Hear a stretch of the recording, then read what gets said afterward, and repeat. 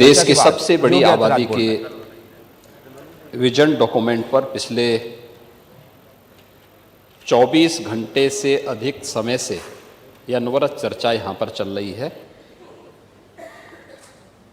मैं सबसे पहले आपका हृदय से धन्यवाद करता हूँ कि आपने इस महत्वपूर्ण चर्चा को देश की सबसे बड़ी आबादी के राज्य में सबसे बड़ी असेंबली में इस चर्चा को यहाँ पर संकल्प पत्र के रूप में रखने के लिए इस सदन को तैयार किया। मैं आभारी हूं उन सभी माननीय सदस्यों का, सत्ता पक्ष के भी और विरोधी पक्ष के भी, जिन्होंने इस पूरी चर्चा में भाग लिया। लगभग 187 माननीय सदस्यों ने नेता विरोधी दल समेत सभी माननीय सदस्यों का मैं हृदय से धन्यवाद करता हूं कि उन्होंने बहुत रुचिपूर्ण तरीके से इस पूरी चर्चा की गंभीरता के साथ साथ इसे रोचक भी बनाया और सचमुच लोकतंत्र का मंच इसी गरिमापूर्ण तरीके से लोकतंत्र को इसी प्रकार से पुष्ट करता हुआ आगे बढ़ेगा जो पिछले 24 घंटे के अंदर हम लोग यहाँ पर सदन में और पूरा प्रदेश और पूरा देश यहाँ पर उठे हुए मुद्दों की ओर बड़े ध्यान से देख रहा है और सुन रहा है। हो सकता है अपनी अपनी दृष्टि और अपने अपने दृष्टिकोण की बात होती है, लेकिन 187 माननीय सदस्यों का, और मैं मानता हूं कि ज्यादातर माननीय सदस्य इस पूरी चर्चा में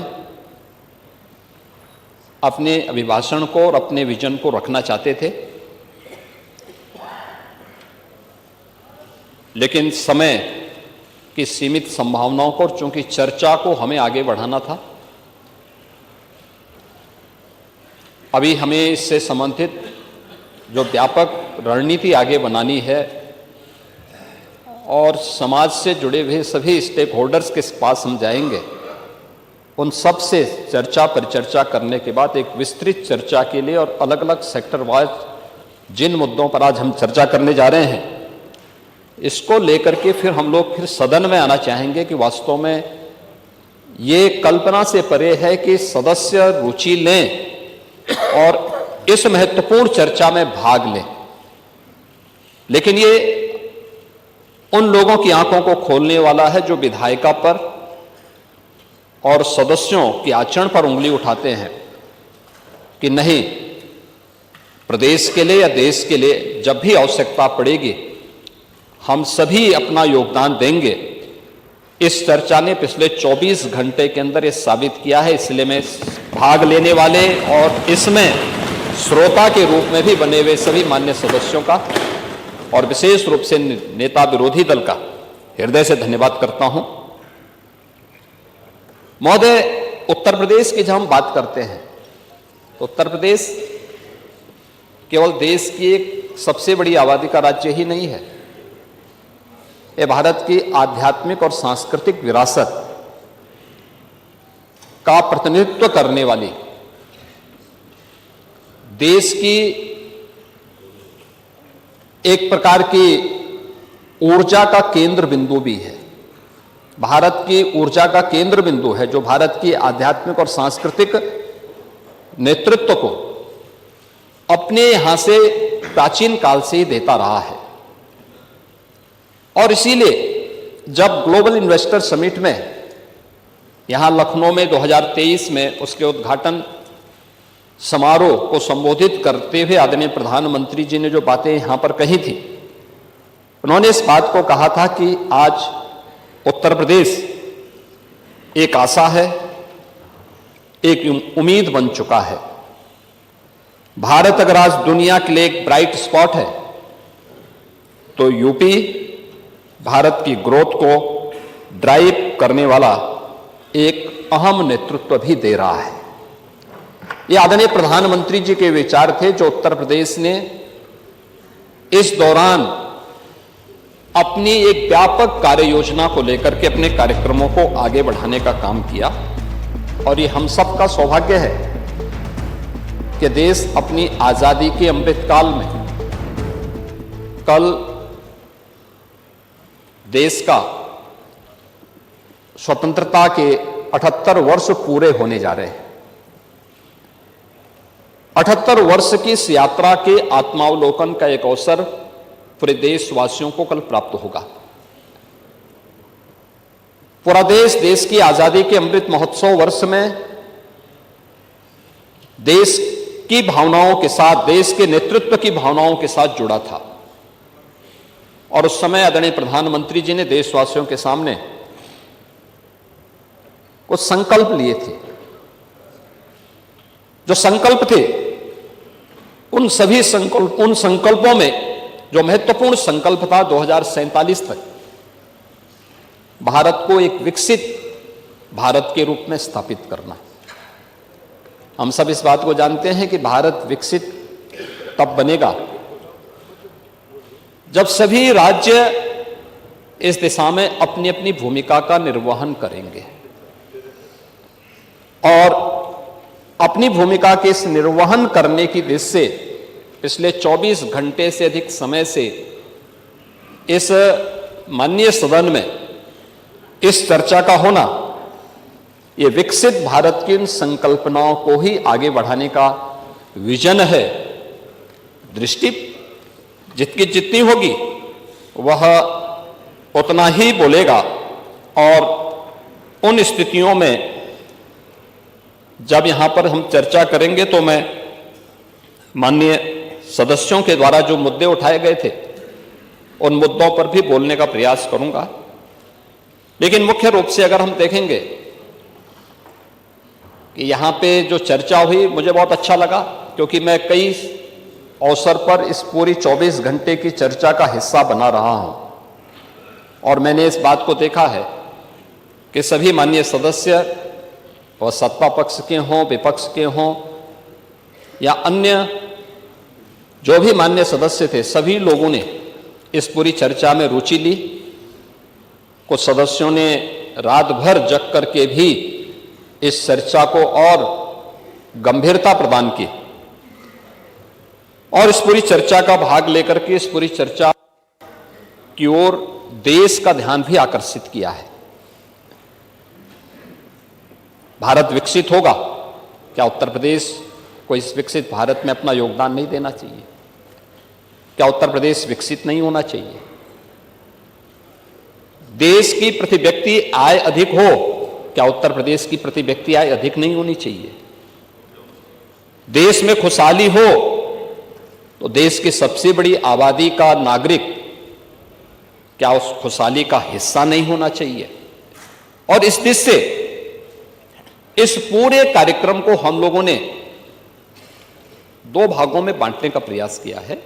एक 1947 से 2017 तक क्या हुआ, इन 75 वर्षों में, इन 70 वर्षों में हम लोगों ने क्या अचीव किए, और 2017 के बाद आज की जो यात्रा है अगले 30 वर्ष की, क्योंकि 1947 से लेकर 2047 तक की ये 100 वर्षों की जो यात्रा है, इन 100 वर्षों की इस यात्रा में हमने क्या खोया, क्या पाया है, इसका दृश्यावलोकन करने, उसका आत्मावलोकन करने का ये सबसे उचित समय है जो प्रधानमंत्री जी ने विजन डॉक्यूमेंट के रूप में देश के सामने प्रस्तुत किया था।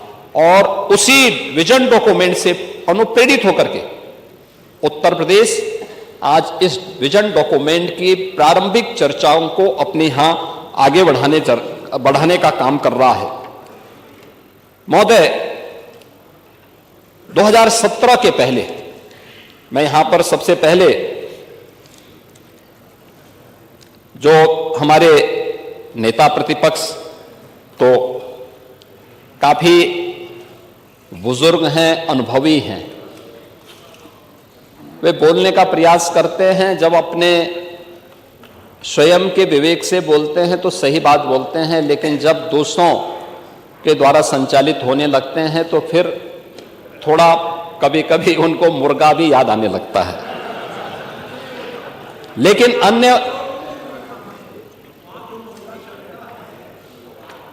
और जो भी खाते होंगे, लेकिन आपको अच्छा लगता है, मुझे बहुत अच्छा लगा कि आप कम से कम इसको स्वीकार करते हैं। नहीं, खाने पीने पे प्रतिबंध नहीं है, कोई दिक्कत नहीं।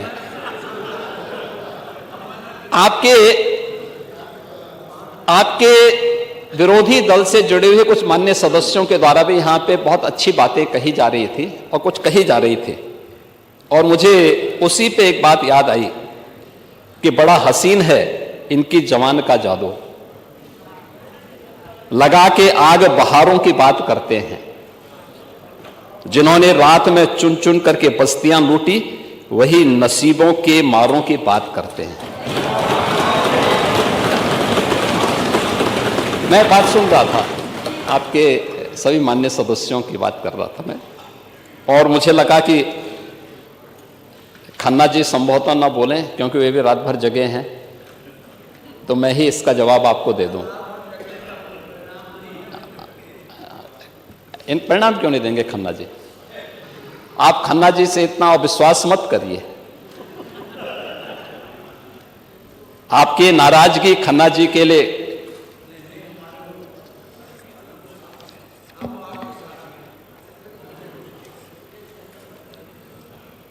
महोदय, इस पूरे विजन डॉक्यूमेंट पर जब हम चर्चा कर रहे थे तो मुझे दो तीन चीजें देखने को मिली। मैं अभी स्वागत करूंगा आप सबके प्रस्तावों का, और होना भी चाहिए। हर विधानसभा क्षेत्र में विकास होना चाहिए, हर जगह योजनाओं का लाभ मिलना चाहिए, बिना भेदभाव के गरीब कल्याणकारी योजनाओं का लाभ मिले, क्योंकि समावेशी और समग्र विकास की अवधारणा ही विकसित उत्तर प्रदेश और विकसित भारत की संकल्पना को साकार कर सकता है। लेकिन मैं उस विजन को देख रहा था जो विकास की कम, सत्ता की ज्यादा बात कर रहा था,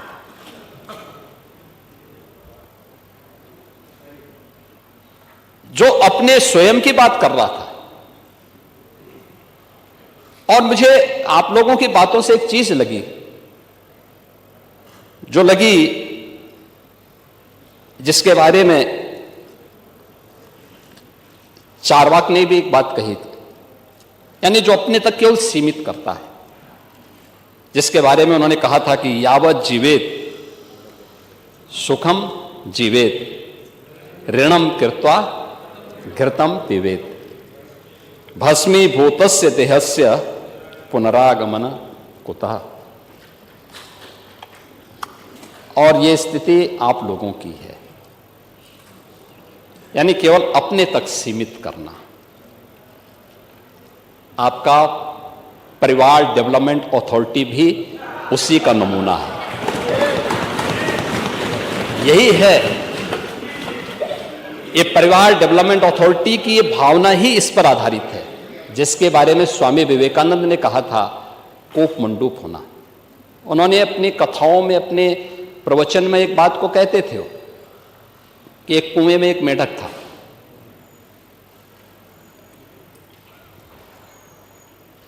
कुएं में पड़ा था, वहीं पैदा हुआ था, उसने दुनिया नहीं देखी थी। तो एक दिन बाहर का एक मेढक दुर्भाग्य से वहां आ गया। तो उसने पूछा कहां से आए हो? उसने कहा मैं समुद्र से आया हूं। कहा समुद्र कैसा है? उसने कहा बहुत बड़ा है। कहा कितना बड़ा? तो उसने छलांग लगाई, तो कुएं की तो छलांग सीमित ही होगी। उसने कहा क्या इससे बड़ा? उसने कहा इससे भी बड़ा। उसने एक और छलांग लगाई, कहा इससे भी बड़ा? कहा इससे भी बड़ा। कहा तुम झूठ बोलते हो। और मुझे लगता है यही दृष्टि कूप मंडूक वाली आप लोगों की है। दुनिया आगे बढ़ रही है, एक प्रतिस्पर्धा चल रही है, लेकिन आप लोग अभी भी अपने परिवार तक सीमित होना चाहते हैं। और इसीलिए मैंने कहा ना, एक परिवार डेवलपमेंट अथॉरिटी का शिकार आप जब हो चुके हैं, प्रदेश को भी आप वहीं ले जाना चाहते हैं। क्या स्थिति थी 2017 के पहले? 2017 के पहले क्या नहीं है उत्तर प्रदेश में? क्या नहीं था? क्या नहीं था उत्तर प्रदेश में? खन्ना जी ने कल प्रातः संकल्प रखा था, तो उस समय उस संकल्प में उन्होंने कुछ बातें कही थी। कहां थे हम 1947 तक भी, 1950 में भी, 1960 में भी, और कैसे हम लगातार गिरावट की तरफ गए। ये डिटोरेशन, इसका कारण क्या था? 1990 के बाद क्या स्थिति थी, उसी पर मैं कुछ बात रखना चाहता हूं। महोदय की विशाल सामर्थ्य के बावजूद नीतिगत उदासीनता के कारण उत्तर प्रदेश लगातार पिछड़ता गया। और एक समय ऐसा भी आया जब 1980 के बाद की गिरावट ने 1990 के बाद विभत्स स्वरूप लिया, और उत्तर प्रदेश जो देश का सबसे समृद्ध राज्य था, वह देश का सबसे बीमारू राज्य हो गया। यही प्रदेश है। योजनाएं बनती थी, घोषणाएं होती थी, लेकिन उनमें न इच्छा शक्ति थी, न पारदर्शिता थी, न क्रियान्वयन का संकल्प ही था। बिजली, सड़क, जल, स्वास्थ्य जैसी मूलभूत सुविधाओं पर सरकार की उदासीनता, युवाओं को रोजगार नहीं, किसानों को राहत नहीं, और निवेशकों को भरोसा नहीं। अपराध और अराजकता का बोलबाला था। पलायन की पीड़ा, गरीबी और इलाज के अभाव में दम तोड़ते बच्चे, क्या ये सच नहीं? इंसेफ्लाइटिस से जो मौतें होती थी, डेंगू से जो मौतें होती थी,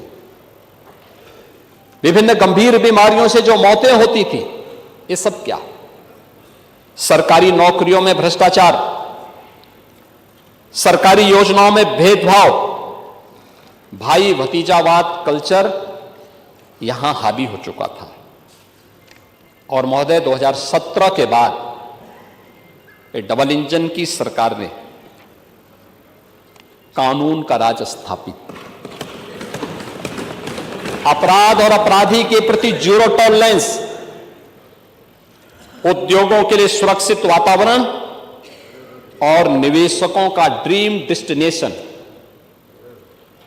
जल थल नभ की बेहतरीन कनेक्टिविटी, एक्सप्रेसवे, एयरपोर्ट, मेट्रो से जुड़ा, किसानों के खातों में सीधे सहायता जाना, युवाओं के हाथों में कौशल और रोजगार, सरकारी नौकरी हो या लाभार्थी परक योजनाओं का क्रियान्वयन बिना भेदभाव और बिना तुष्टीकरण के, सबकी संतुष्टिकरण के। आदरणीय प्रधानमंत्री जी का मंत्र सबका साथ, सबका विकास, सबका विश्वास और सबका प्रयास, यह प्रदेश की दशा और दिशा दोनों को बदलने में एक निर्णायक भूमिका का निर्वहन की है। अब यूपी सुशासन से, अपने गुड गवर्नेंस से आज उत्तर प्रदेश की पहचान है। अब यूपी की पहचान बेहतर कानून व्यवस्था, शांति और स्थिरता के लिए है। अब यहां वेल्थ क्रिएटर्स के लिए नित्य नए अवसर बन रहे हैं। इंफ्रास्ट्रक्चर के साथ साथ यूपी में सरकारी सोच और अप्रोच में एक सार्थक बदलाव आया है, एक सार्थक बदलाव आया है। महोदय, मैं कुछ ध्यान आकर्षित करना चाहूंगा आप सबका। 1947 स्वतंत्र भारत में जो भारत की जो जीडीपी थी, उसकी हिस्सेदारी थी, स्वतंत्रता के समय भारत का जो वैश्विक वह 2% से भी कम रह गई थी। फिर भी जनसंख्या और ऐतिहासिक विरासत के बल पर भारत दुनिया की उस समय छठी सबसे बड़ी अर्थव्यवस्था थी 1947-1950 के पास। 1960 में भारत 10वें स्थान पर था। 1980 और 2014 के तक भारत 11वें स्थान पर गया और 2014 में देश का भाग्योदय होता है, से नरेंद्र मोदी जी देश के प्रधानमंत्री बनते हैं। 2014 के बाद प्रधानमंत्री मोदी जी के विजन के अनुरूप भारत की जो यात्रा आगे बढ़ी, परिणाम था 2017 में भारत दुनिया की 7वीं बड़ी 11 से 7वें नंबर पर आया, 24 में 5वें स्थान पर आया और 25 में भारत विश्व की चौथी बड़ी अर्थव्यवस्था के रूप में स्थापित हुआ। विजन डॉक्यूमेंट और विजन का मतलब क्या होता है? यह है यात्रा।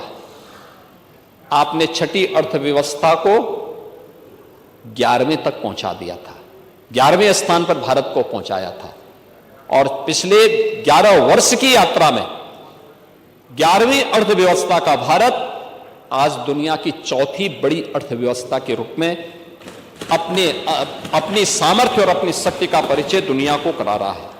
महोदय, उत्तर प्रदेश की भी आप देखें, 1947 से 2017 के बाद 17 तक जो स्थितियां थी उत्तर प्रदेश के अंदर, बीच के कुछ कालखंडों को छोड़ दें तो शेष समय क्या स्थिति थी? 1990 के दशक में औद्योगिक इकाइयों में तालाबंदी, निवेशक हतोत्साहित था, ऐतिहासिक नगर, उपजाऊ भूमि, नदियां और श्रमबल होने के बावजूद आर्थिक रफ्तार बहुत धीमी थी। आजादी के बाद 2016-17 तक उत्तर प्रदेश की जो नेशनल जीडीपी थी, उसमें योगदान में लगातार गिरावट थी। कुल हम लोग 2016-17 में उत्तर प्रदेश की जो भागीदारी थी, जो 1960 में 14% से अधिक थी, 1950 से 60 के दशक में यह 14% से घट करके 8% रह गई थी 2016-17 में। कहां ले जा रहे थे आप? 8% रह गई थी हमारी, यानी यूपी का योगदान, यूपी देश की 16% आबादी उत्तर प्रदेश में निवास करती है, लेकिन नेशनल जीडीपी में हमारी हिस्सेदारी केवल 8% रह गई थी। और महोदय, मुझे आज ये स्थिति थी, आजादी के समय प्रति व्यक्ति आय जो राष्ट्रीय औसत के बराबर थी, जो प्रति व्यक्ति आय राष्ट्रीय औसत के बराबर थी, 17 में यह नेशनल एवरेज का 1/3 रह गई थी, 1/3 रह गई थी। निर्यात सब कुछ होने के बाद भी केवल 84,000 करोड़ का निवेश, केवल निर्यात हम यूपी से कर पाते थे। प्रदेश का बजट केंद्रीय करों पर निर्भर हो गया था, 56% केंद्रीय करों पर निर्भरता थी और नीति आयोग के फिस्कल हेल्थ इंडेक्स में उत्तर प्रदेश की गिनती पिछड़े राज्यों में हो गई थी। 17 से 25 के बीच इन 8 वर्षों में उत्तर प्रदेश ने आज जो हमारी जीएसडीपी है, यह जीएसडीपी जो उत्तर प्रदेश की 16-17 में लगभग 13 लाख करोड़ की थी, आज यह बढ़कर के इस वित्तीय वर्ष के अंत तक यह बढ़कर के लगभग 35 लाख करोड़ तक पहुंचने जा रही है। कोई तुलना है? 1947 से लेकर के 2017 तक केवल 13 लाख करोड़ की, और 2017 से लेकर के 25-26 तक हम इसे 35 लाख करोड़ तक पहुंचा रहे हैं। उत्तर प्रदेश का जीडीपी में योगदान जो केवल 8% रह गया था, 50 के दशक में जो 14% था, 2016-17 में रहकर केवल 8% रह गया था, आज इसे हम 9.5% तक पहुंचाने में फिर सफल हुए हैं।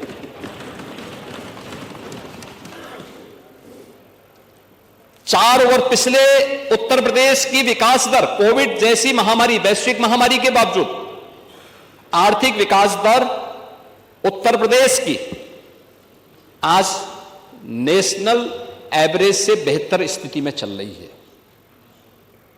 15.9% की विकास दर के साथ उत्तर प्रदेश आगे चल रहा है। प्रति व्यक्ति आय 43,000 करोड़ रुपए से बढ़कर के इस वित्तीय वर्ष में 1,20,000 करोड़ तक ये पहुंच चुकी है। और मेरा मानना है कि उत्तर प्रदेश में संभावना है, आज हम इसको आगे बढ़ाएंगे। आज नेशनल जो पर कैपिटा इनकम है जो वह 2 लाख करोड़ की है, उत्तर प्रदेश 1,20,000 तक पहुंच चुका है। और मेरा मानना है कि उत्तर प्रदेश में संभावना है, और इसीलिए जो हमारा एक्सपोर्ट था 84,000 करोड़ से बढ़कर के 1,86,000 करोड़ पार कर रहा है, और बजट 3-3.25 लाख करोड़ से बढ़कर के 8,08,000 करोड़ इस वर्ष हम लोगों ने प्रस्तुत किया है। केंद्रीय करों पर निर्भरता 56% से घटकर के 46% रह गई है। राज्य की हिस्सेदारी भी हर एक क्षेत्र में आगे बढ़ी है। स्टेट एक्साइज 52 यानी 12,000 से बढ़कर के यह 60,000 तक पहुंचने जा रही है। और नीति आयोग के फिस्कल हेल्थ इंडेक्स में 8.9 अंकों का सुधार हुआ है। प्रदेश फ्रंट रनर स्टेट का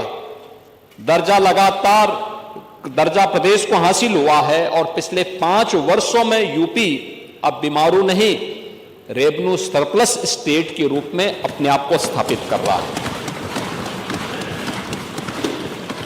अब यूपी डिजिटल स्टेट के रूप में अपने आप को स्थापित कर रहा है।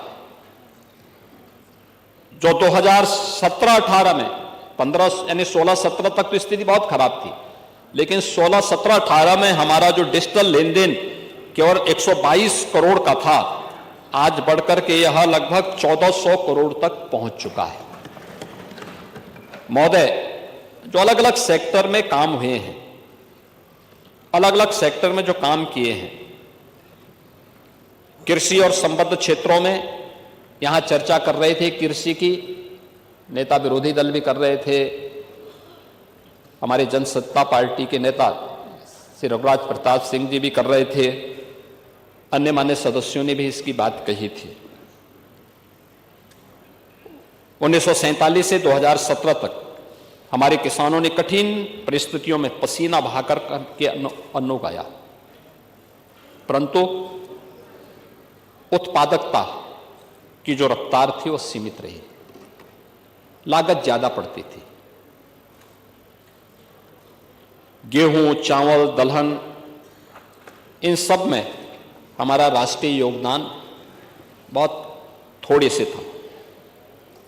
सिंचाई की परियोजनाओं की आपने चर्चा की, उनकी रफ्तार बहुत धीमी थी। आप सरयू नहर राष्ट्रीय परियोजना की बात कर रहे थे। पांडे जी, ये सरयू नहर राष्ट्रीय परियोजना 1971 में बनी थी। उस समय इसकी लागत थी 100 करोड़। इसका जो डीपीआर उस समय बना था वो 100 करोड़ का बना था। लेकिन योजना जो समय पे नहीं बनती है, ईमानदारी से उसका क्रियान्वयन नहीं होता है, तो जब 2021 में डबल इंजन की भारतीय जनता पार्टी की सरकार ने इसे पूरा किया, तब तक इसकी लागत बढ़कर के हो चुकी 10,000 करोड़। कौन लोग दोषी हैं 1971 में बनी हुई परियोजना को समय पे क्रियान्वयन न करने के? ये सरयू नहर राष्ट्रीय परियोजना प्रधानमंत्री मोदी जी के विजन के परिणाम स्वरूप प्रधानमंत्री कृषि सिंचाई योजना के कारण यह योजना बन पाई और इसके कारण 14 लाख हेक्टेयर लैंड को अतिरिक्त सिंचाई की सुविधा प्राप्त हुई है।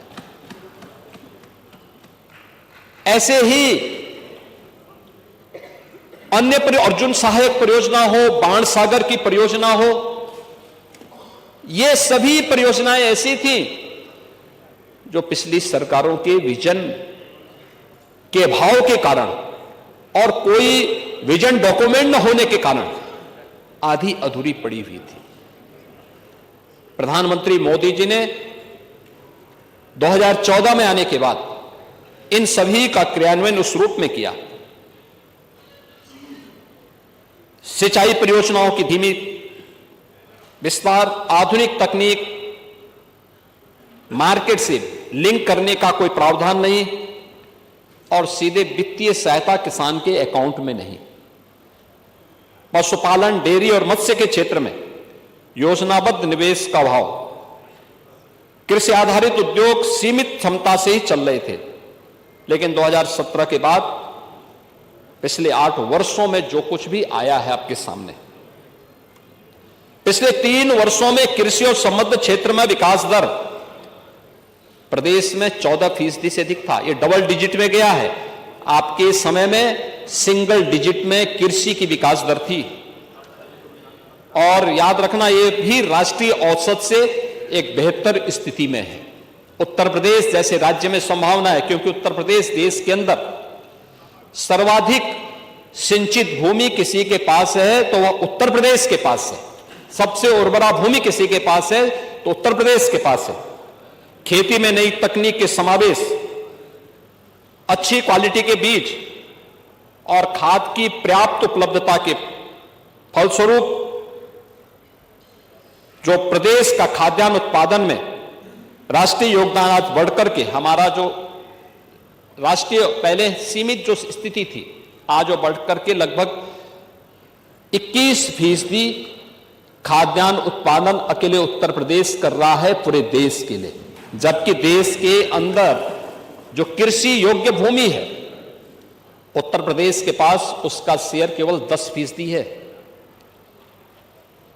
जनसंख्या 16% है, लेकिन खाद्यान्न उत्पादन उत्तर प्रदेश से, क्योंकि प्रकृति और परमात्मा की जो असीम कृपा है, उस असीम कृपा का परिणाम हमारे अन्नदाता किसानों के परिश्रम और पिछले 8 वर्ष के अंदर किए गए प्रयास का परिणाम है कि आज उत्तर प्रदेश का इसमें योगदान देश के अंदर 21% तक पहुंचा है।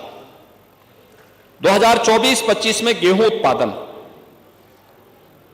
414.39 लाख मीट्रिक टन, जो राष्ट्रीय योगदान यानी देश के अंदर कुल गेहूं उत्पादन में 35% से अधिक है, जो देश में नंबर 1 पर है। गेहूं उत्पादन में 30 कुंटल प्रति हेक्टेयर से बढ़ा करके आज ये 40 कुंटल को पार कर चुका है। कुछ प्रगतिशील किसानों ने 48 और 50 कुंटल पर हेक्टेयर भी पैदा किया है, लेकिन एवरेज 40 कुंटल प्रति हेक्टेयर आया है। चावल उत्पादन 219 लाख मीट्रिक टन, राष्ट्रीय जो देश के अंदर यूपी का योगदान है वह लगभग 14.7%, ये देश में अग्रणी है। गेहूं और चावल का राष्ट्रीय योगदान जो क्रमशः प्रदेश में हमारा जो था वो 30% से बढ़कर के 35% गेहूं में और चावल में 12% से बढ़कर के लगभग 14.7% तक उत्तर प्रदेश का योगदान बढ़ा है। उत्तर प्रदेश में 2016-17 से 2024-25 के बीच प्रमुख फसलों में जी औसत उत्पादन का जो वृद्धि दर है वो 42.8% है, जबकि इससे पहले 16-17 के पहले यह जो योगदान था ये मात्र 8.7% ही था। अब दलहन और तिलहन को आप देखें, दलहन और तिलहन में भी उत्तर प्रदेश ने तेजी के साथ अपने अन्नदाता किसानों के जीवन में परिवर्तन लाने का काम किया। तिलहन उत्पादन 29.2 लाख मीट्रिक टन,